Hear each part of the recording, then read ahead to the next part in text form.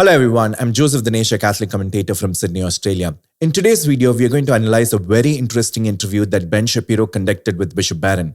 During the interview, Shapiro, a Jew who leads a virtuous life and upholds Judeo-Christian values, asks whether he is condemned to hell for not being a baptized Christian and not in communion with the Catholic Church. For which Bishop Barron responded with the standard Catholic teaching as outlined in Lumen Gentium 16, explaining that even a non-Christian who through no fault of their own lives according to their conscience can be saved. However, the interview sparked significant backlash, particularly from fundamentalist Protestants and radical traditionalist Catholics who labeled Bishop Barron as a modernist for not outright stating that Jesus is the only way to salvation and urging Ben Shapiro to become a baptized Christian immediately. So first, let's watch the conversation between Ben Shapiro and Bishop Barron, and I will address the accusation at the end. Let's listen. As a Jew, how does it feel that there are other religions that don't think you're getting into heaven? So let me ask you, what's the Catholic view on who gets into heaven and who doesn't? I feel like I lead a pretty good life, a very religiously based life in which I try to keep not just the 10 commandments, but a solid 603 other commandments as well. And I spend an awful lot of my time promulgating what I would consider to be Judeo-Christian virtues, particularly in Western societies. So what's the Catholic view of me? Am I basically screwed here? No. The Catholic view, go back to the Second Vatican Council, says it very clearly.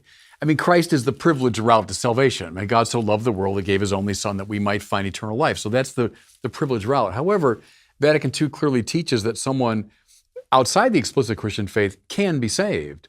Now, they're saved through the grace of Christ, indirectly received. So, I mean, the grace is coming from Christ, but it might be received according to your conscience. So if you're following your conscience sincerely, or in your case, you're following the commandments of the law sincerely, yeah, you can be saved.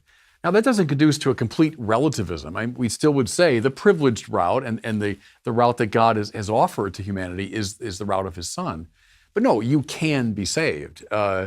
Even Vatican II says an atheist of goodwill can be saved because in following his conscience, if he does, John Henry Newman said the conscience is the aboriginal vicar of Christ in the soul. It's a very interesting characterization, that it is, in fact, the voice of Christ.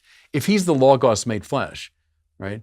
He's the divine mind or reason made flesh. That when I follow my conscience, I'm following him, whether I know it explicitly or not. Based on the back and forth, it is clear that Bishop Barron is explicitly stating three key points. First, Jesus Christ is the privileged route to salvation, and it is only through him that we have the fullness of salvation. Second, even though non-Christians and non-believers can be saved, it is through the grace of Christ, whether they are aware of it or not. Third, saying Jesus is the only route to salvation and non-Christians can be saved is not a relative statement, but rather a both-and approach. These statements are not mutually exclusive, which is what Bishop Barron was trying to convey to Ben Shapiro.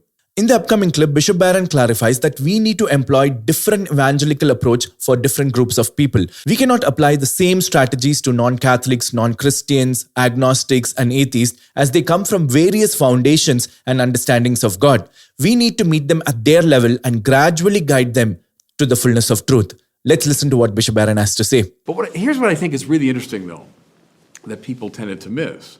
That's Lumen Gentium 16. That's kind of, to me, like standard church teaching. But what they missed was, I very actively evangelized Ben Shapiro in that interview because what I talked about was Christ, the fulfillment of Israel. So you go beyond that question. Yes. And so I'm thinking, okay, I'm not dealing here with an atheist. I'm not talking to a secularist. I'm not talking to someone vaguely wondering about God. I'm talking to a committed believer in God. More to it, someone that is ardently part of the mother tradition of Christianity. So the evangelical style is different. What I did was, I think, what Paul did when he went into synagogues in the first century, yes, namely to say to Jews, here's the fulfillment. Here's the one who's the yes to all the promises made to Israel. Let's talk about covenant and temple and law and prophecy, and I want you to see how this Yeshua from Nazareth is the yes to all those promises. So that's what I did with Ben Shapiro. Do people really think if I'd come in with a hammer and just said, Ben, unless you repudiate the faith you got and become a Roman Catholic explicitly, you will go to hell, that would have been an efficacious method of evangelization? I would submit no. I would submit that most of them would not do that because they Similar to what Bishop Barron did, we see in the scriptures St. Paul employing different evangelization strategies for Jews and Gentiles. With the Jews, he consistently acknowledged his Jewish heritage and showed deep respect for the Jewish faith. He also used the Jewish scriptures to argue that Jesus was the Messiah. He emphasized that Jesus fulfilled the law and the prophecies, presenting him as the culmination of God's promises to Israel rather than a rejection of them. Now, the same St. Paul, while evangelizing the Gentiles, he completely used a different strategy. Paul did not talk about Jewish heritage, but spoke about the cultural references to engage with the Gentile audiences. For instance, in Athens, he referenced Greek poets and philosophers and discussed an altar to an unknown god to introduce the concept of one true God.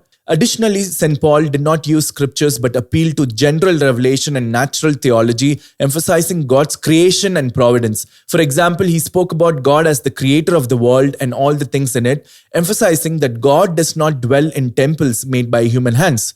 And more importantly, St. Paul consciously avoided talking about Jewish customs and prophecies while evangelizing the Gentiles because he knew that it would not make any sense to them. Now, given all this, I think Bishop Barron did a wonderful job in evangelizing Ben Shapiro. I hope this video was helpful. Let me know your thoughts in the comment section. God bless you.